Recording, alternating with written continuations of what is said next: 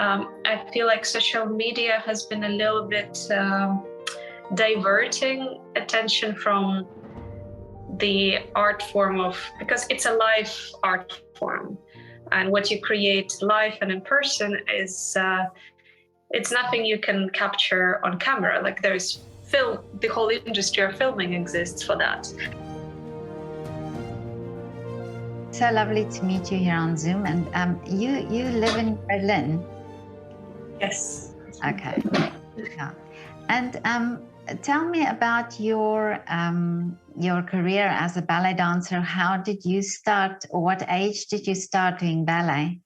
Well, in general, in ballet, everybody starts very early. I started in Russia, in Belarus, and I was 9 when I started professional ballet school, but I was dancing before that and doing all the different kinds of dancing. And then, so the training generally usually goes until about 18. But I won a competition. I went to the competition in Lausanne in Switzerland, and I won the scholarship to come to London when I was 15. So my last years of training, I was in London, and so at 18 I graduated, and from there joined the company English National Ballet. And in 2016 I moved to Ballet, Berlin. Okay, but now tell me, when you were in London, were you at the English National Ballet School, or? Yes, so English National Ballet School and then English National Ballet Company. So how was that for you, leaving home and going to London? I think I thought I was ready for it, because I had my 2 older sisters who left when they were 15 as well. They went to study to Israel. So they kind of gave me an example that, at 15 you go away. So I was excited about it. And yeah, it probably wasn't as easy as I didn't expect anything, but it definitely wasn't easy to adapt in completely this new world. But no, but I think it was it was a amazing learning curve. It's meeting new people, meeting new culture, different way of studying ballet as well, and dance, and just completely different approaches to everything I know. And I think it's really widened my kind of view of the world and who I am as a person. I think it was a very kind of a developmental leap in a way. No, but that's the thing with ballet, is at a young age you have to do most of your intensive training, I would say, and then and that's why I'm asking, leaving home, because this is something that many ballet dancers have to do at a young age, to go and train somewhere, because of course these schools and training centers are usually in big cities. Yeah, it's true, but also I never had even any doubt about that, to go or not to go, or because for me, I had this eyes on a prize and kind of this a dream and desire to kind of to succeed and to have a career, to be the principal dancer, and that was my kind of a dream and goal from the very early age. And so I just I think in that sense, ballet requires quite a bit of you can call it sacrifice in terms of time, it takes all your time, attention, and everything else. But for me, it never felt like sacrifice. It felt like a choice that this can do, and I wanted to devote time to it. So I guess I was consumed in that. That world, yeah. I understand what you mean. So, and then when did you go to Berlin? It was in 2016. I already spent 8 years in the English National Ballet Company, and there was also a change of the director, and I just felt like I wanted to find a place where I would have maybe a little bit more, that place that will be a bit more right for me in terms of developing as an artist and as a broader dancer and artist and actor. And So I started searching, and somehow Berlin seemed like the right place. Like when I came here to audition, and I mean, it aligns when a company searches for a dancer, and the dancer is looking like it needs to align. So, but yeah, somehow it worked out really well, and I also felt like Berlin was the right place from the first time I entered the company. So it's. Yeah, and this is also you have to enjoy where you live as well, probably, because I mean, this is, this is. That was definitely one of the considerations, and I'm very much a city person, and like after London, and I love London. It became my second home, and it was quite hard to find a place where I would feel just as comfortable, because it's so free and diverse and multicultural, and Berlin has a bit of that. So I think that's why I kind of really related to it. And yeah, I was like, yeah, I can definitely live in Berlin. But it's a huge consideration for dancers, because but yeah, because this is something also that now you have to adapt again in a new company, in a new city. Is that for you part of the excitement, or is the part of the challenge?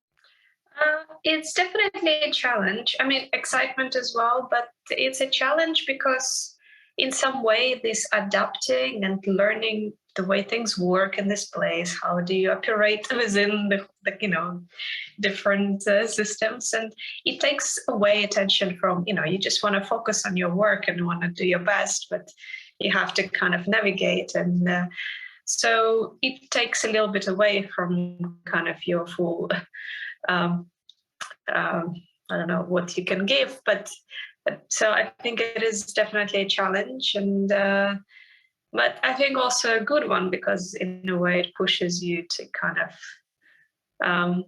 to push you even further, to develop further, and to give more. So I have to say, I wouldn't want to move the company anytime soon. I mean, life is unpredictable; you never know, but. Purely for that reason that I would love to just put attention into work rather than into fitting in. No, I understand. But now in ballet, things have changed a lot in the years, because I think the old way of doing it has changed a bit. Can you find it, or do you see it that way as well? Can you see a lot of change, positive change coming in the ballet world? I think in general, of course, it evolves a lot. I think there is both positive and negative developments, like in a sense that I feel like social media has been a little bit diverting attention from the art form because it's a live art form, and what you create live and in person is it's nothing you can capture on camera. Like there's film, the whole industry of filming exists for that. Like, so you create films, like just simply by filming with the camera takes away the actual element of what ballet is about. Yeah. So kind of on one side, all this seeing all these videos and everything allows to keep developing the technique, and it's a very helpful resource in a way, and it allows you to do things that maybe 20, 30 years seemed great, like, one person will be able to do it, and it's crazy amazing, and now you can just learn from the video how to do it. And but at the same time, I feel like it led to over-appreciation of the technical side over artistic side, because you can't quite capture the artistry on camera, unless we're talking about filmmaking or that type of like a different art form in a sense. I feel like in terms of other changes, I feel like technically it's developed a lot, and obviously there is new contemporary movement and like new ways of moving that keeps being fed into the ballet, and between like most of the companies perform both classical contemporary ballet, which, it's again like the slightly different. But at the same time, I, for example, notice that there is a certain, I don't know, I wouldn't say laziness, but carelessness that goes into preparing classical ballets. I'm talking as a system, not individually dancers or ballet masters. In general, that it's sometimes I feel like it's viewed as, okay, this is just a historic piece that we need to keep doing, rather than looking at it like, okay, how can we make it fresh and exciting for the audience? How can it be, like certain, like a lot of, I spoke to a ballet dancer, Liliana L. Fiore. I'm going to have the name wrong, but she used to dance at the English National Ballet as well, and many years ago. And she was speaking about the same thing, where she says there's so much, even in Swan Lake, it's not just this classical ballet that you have to look at that there's so much into it, and there's so much acting and so much story into it, that it's sort of got lost over the years. And and maybe this is what you were meaning also, that it's just get the classical stuff out of the way almost, but forgetting all this depth that there's really in it. Yeah, exactly. I feel like the focus is like, okay, let's just learn the steps. Let's make sure we can execute it technically. Like, make sure everybody's in line, knows their spacing. Okay, go. Yeah. Whereas actually, there's so much more that can be given and read from the audience. And like, yeah, it's like in opera, I feel like they really actually, like they take older productions and they really refresh it, and they really kind of find new ways to present it. And ballet doesn't do that as much somehow. So I feel like, it's the director's job in a sense to kind of have that vision. But yeah, I just wish the whole industry was a little bit more excited about it. Yeah, but it tends to also have a lot of companies do a lot of contemporary repertoire at the moment. Yeah, because I think that's also the way for each company to stand out or create their own kind of presence, is creating new ballets. And I think most of the time it's contemporary language rather than classical. But I do feel like that they're starting to experiment more and more as the classical technique is developing more. Like, I feel like there's I'm curious what more new classical ballets can be created. Yeah. And do you think that this image that the public have of a ballet dancer is always a realistic image? In general, it's very interesting that ballet has so somehow so there's certain mystery to just this kind of in a way, like this surreal visual of hovering on point and like doing something like almost that looks like flying. And so I think the image will always be of this fantasy, who the ballerina is. In terms of the actual image of how we ballerinas are as people, I think there's always certain, for any industry in a way, there's always this kind of impression of what the person in this job does and what they need to do. And but when it comes to it, I think everybody is different. Like, so some ballerinas are the exact image of what you would expect, like on a crazy diet, and like, they almost sleep in a tutu. Like, there are people like this, and then there are people who, I don't know, eat hamburgers and drink Diet Coke and just like go and club after the performance. So you get all the ranges of personalities in a sense. Yeah, and the Americans, they didn't help by making these films, that that shows ballet dancers in a completely different way. Yeah, I remember there was a period of time I used to avoid saying that I'm a ballerina because I just hated people putting me immediately in this like box that, okay, she only knows ballet, she doesn't know anything else, you can't talk to her about anything else, and she probably doesn't eat anything, she doesn't drink anything, and so I kind of just avoided the topic. So yeah, it doesn't help to kind of to be put in this box with the little bow on top. But now, what do you do normally in your spare time? Do you do different things, different activities, or something that is that is different from what you do in your job? I mean, in general, I'm a lot into art, like all different art forms, and my husband is a painter as well, so I'm kind of very much kind of following that type of part of the art world. And so yeah, we go out a lot to the art galleries or the concerts, museums, and yeah. I mean, I also have a business and economics degree. I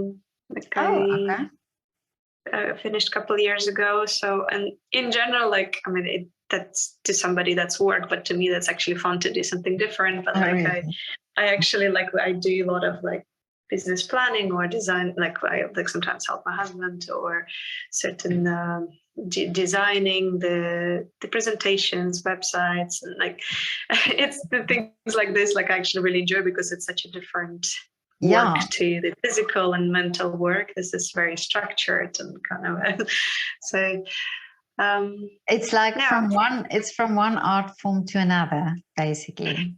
Yeah, I mean, I have to say I do live quite a bit within the art world.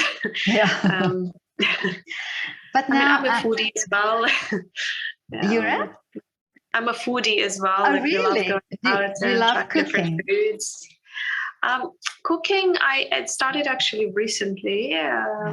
It was more about going out and trying different foods. But when I got pregnant, I actually got into cooking as well. So I see. Okay. I don't know what's the connection, but I got started enjoying it. But this is very interesting. Also, you are a mum as well, and how do you find doing this job and being a mum? Yeah, it's I mean, I feel like I'm still going through this process, but I feel like I'm now kind of a bit more settled. I found that it's an interesting challenge to divert the attention, because I feel like in a way when I dance and when I work within ballet world, it requires 100% attention. You can't do it halfway. And obviously with parenting, that's also like, that's 100%. Like you can't do it halfway, like, or I can't do it halfway.